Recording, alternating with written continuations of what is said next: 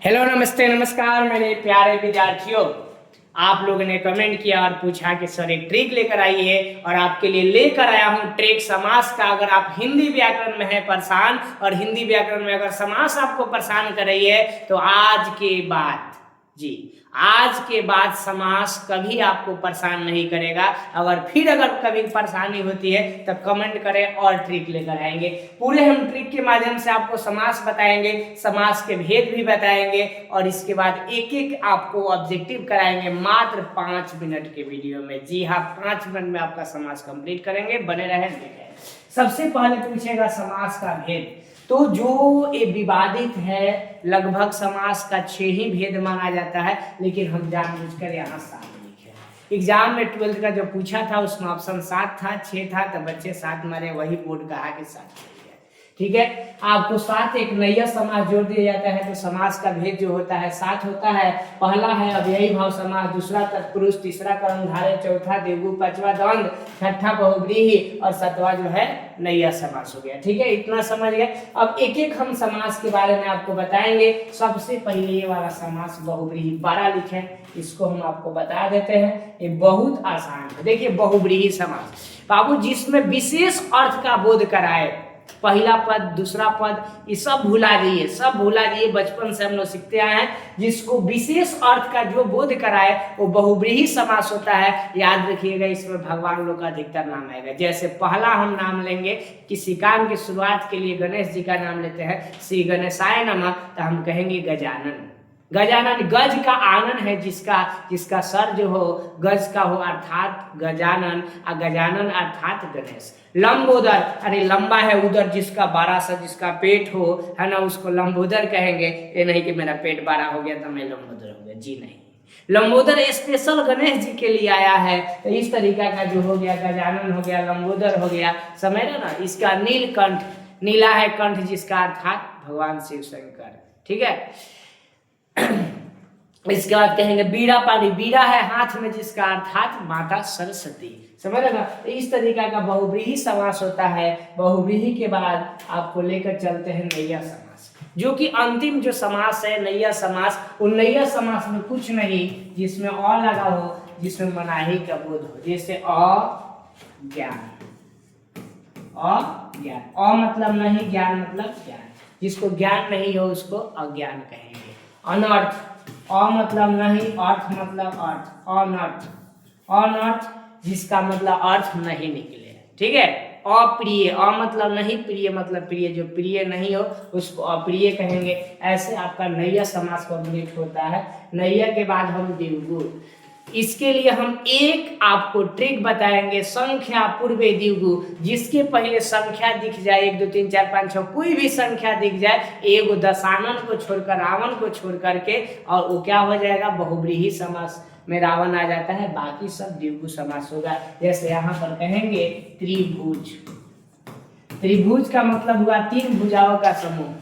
चतुर्भुज 4 भुजाओं का समूह। पंचवटी 5 बटों का समूह। ठीक है, चौराहा 4 राहों का समाहार, यानी 4 राह जहां पर मिलता हो। इस तरीका का जो आपके एग्जाम में आता होगा वे सब का सब द्विगु समास होगा।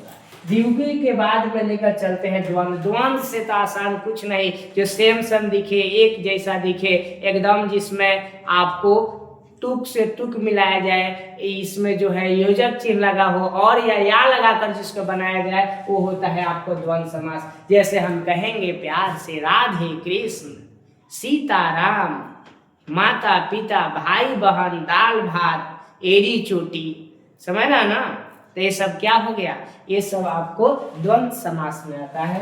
द्वंद्व के बाद आपको हम बताते हैं कर्मधारय समास। कर्मधारय समास जो होता है इसमें विशेष और विशेषण का बोध कराता है। तो ये हम अपन एग्जाम्पल देते हैं। देखिए, भगवान सरकलुआ है तो मैं काला हो गया, तो मैं काला मेरी विशेषता है, तो मैं विशेषण मेरा काला हो गया। जो मैं काला हूँ तो मैं हो गया विशेष है। तो इसमें हम कहेंगे महाकवि, महाकवि। महाकवि का मतलब हुआ महान है जो कवि, महान है जो कवि। जो कवि महान है उसको महाकवि कहेंगे। तो महान जो हो गया इसमें महान क्या हो गया, महान इसमें विशेषण हो गया, और जो है कवि जो हो गया वो विशेष हो गया, विशेष जिसकी विशेषता बताई जाए उसको हम लोग विशेष कहते हैं। तो महान है जो कवि उसको हम महाकवि कहेंगे। तो याद रखिएगा ये जो हो गया वो विशेष हो गया, और ये क्या हो गया, महान विशेषण। जिसमें विशेषण और विशेष मिलेगा उसको कर्मधारय समास कहेंगे। जैसे हम कहेंगे महानदी, महान है जो नदी, ठीक है। इस तरीका का आपको कर्मधारय समास में आता है, एक बार इसको देखिएगा। नेक्स्ट जो आपको लेकर चल रहे हैं वो है अव्ययी भाव समास, है ना। ये जो पहला समास है ना, समास में जो पढ़ा जाता है अव्ययी भाव समास की बात करेंगे तो इसमें ही अर्थ छुपा है। देखिए अव्यय अव्यय, है ना, जिसका पहला पद प्रधान हो उसे अव्ययी भाव समास कहते हैं। सब भूल जाइए, ये भले एग्जाम में आपको ऑब्जेक्टिव में आ जाएगा, उसको याद रखिएगा। लेकिन हम इसको ट्रिक बताएंगे, जिसका पहला पद अव्यय हो, जिसमें अव्यय लगा हो उसको अव्ययी भाव समास कहेंगे। इसे कहेंगे प्रतिदिन। देखिए दिन के पहले क्या लगा है, ये प्रति लगा है।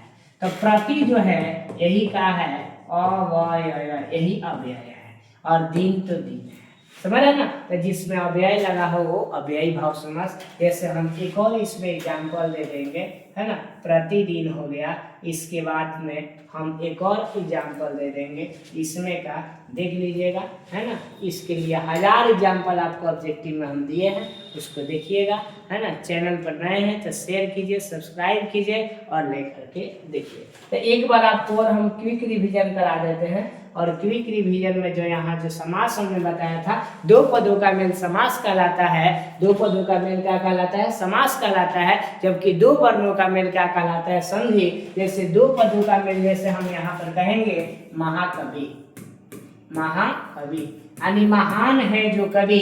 तो महान एगो पद हो गया, कवि एगो पद हो गया, दोनों पद को मिला दिए तो क्या हो गया, समास हो गया, ठीक है। तो समास के कितने भेद होता है, पूरा भी 12th में 7, ऐसे नॉर्मली आएगा तो 6। पहला है अव्ययी भाव समास। अव्ययी भाव समास का हो गया जिसका पहला पद अव्यय हो उसको अव्ययी भाव समास कहते हैं। दूसरा तत्पुरुष समास, और तत्पुरुष समास में आपको हम बता दें, सॉरी छूट गया था, तत्पुरुष समास में जो कर्ता ने कर्म को करण से संपादन के लिए अपादन से संबंध का कि अधिकरण में पेपर समुधन है अरे अहो। तो जिसमें कर्ता और लास्ट में आपको समुधन को छोड़ करके कर्म कारक, करण कारक, संपादन, अपादान, संबंध को जो उसमें चिन्ह रहता है उस चिन्ह को आप क्या कीजिए, लोप कर दीजिए, तो ये जाकर के तत्पुरुष समास हो जाता है। जैसे हम इसमें तत्पुरुष समास की हम बात कर लेते हैं। देखिएगा यहाँ लास्ट स्लाइड लिए थे तत्पुरुष समास के लिए। देखिए इसका 6 भेद होता है। 6 भेद में पहला हम क्या करेंगे, पहला कर्ता को छोड़ देंगे तो क्या होगा, कर्म होगा, करण होगा। इसके बाद में संप्रदान होगा, संप्रदान के बाद में अपादान होगा, है ना। एक मिनट, इतना पहले में देखो, कर्म कारक, कर्ता ने कर्म को, यानी इसमें को रहता है ना। जैसे यहाँ कह देंगे पॉकेट मार, क्या होगा, पॉकेट मार यानी पॉकेट को मारने वाला, है ना। काम चोर यानी काम से चोर, है ना। सॉरी काम को, सॉरी यहाँ पॉकेट मार यानी पॉकेट को मारने वाला, ठीक है। चिड़ी मार यानी चिड़िया को मारने वाला। कर्ता ने कर्म को, कर्म से यानी क्या होता है, से यानी इसमें जो हो जाएगा लगाव हो जाएगा, से होता है या के द्वारा इसमें आता है चिन्ह, ये सब तक पुरुष में आ जाएगा, समझ रहे ना। जैसे हम कहेंगे तुलसी कृत यानी तुलसी के द्वारा कृत या तुलसी से कृत, तो इसमें जो है तुलसी जो कृत होगा वो तुलसी कृत इसमें हो जाएगा, ठीक है। संप्रदान तत्पुरुष, संप्रदान में कर्ता ने कर्म को करण से संप्रदान क्या हो जाएगा, के लिए, संप्रदान के लिए। जैसे हम कहेंगे विद्यालय यानी विद्या के लिए आलय, देवालय देव के लिए आलय, शिवालय शिव के लिए आलय, ये सब जो हो जाएगा संप्रदान में हो जाएगा। कर्ता ने कर्म को करण से संप्रदान के लिए। अब है अपादान, अपादान, अपादान में क्या होगा, अपादान में होता है, इसमें भी से होता है लेकिन इसमें क्या होता है, बिलगाव होता है। बिलगाव का मतलब इसमें संबंध जो होता है छूटता है। जैसे इसमें आपादान के लिए जो हम बात करेंगे, आपादान में कहेंगे आपको कि नेत्रहीन यानी नेत्र से हीन जिसका आंख न हो, है ना। कोई चरित्र से हीन है, चरित्रहीन बोलेंगे, समझ रहा ना। तो इसके पथ भ्रष्ट यानी पथ से भ्रष्ट, है ना। तो ये सब आपको आपादान कारक में आता है। आपादान के बाद में कर्ता, कर्म, करण, संपादन, आपादान, इसके बाद संबंध। संबंध जो है तत्पुरुष, ये तो बहुत आसान है, इसमें काके की लगा हो, जैसे राजपुत्र, राजा का पुत्र, राजभवन, राजा का भवन, समझा ना। तो ये सब इसमें बहुत सारा आता है। संबंध के बाद अधिकरण होता है। अधिकरण में आपको आ जाएगा अधिकरण, अधिकरण, अधिकरण में आपको आ जाएगा में, पै, पर, क्या आ जाएगा, में, पै, पर। यानी जैसे हम कहेंगे अधिकरण तत्पुरुष प्रेम मग्न, यानी प्रेम में मग्न, आप बीती, आप पर बीती, इस तरीका का जो समास होता है वो अधिकरण तत्पुरुष होता है।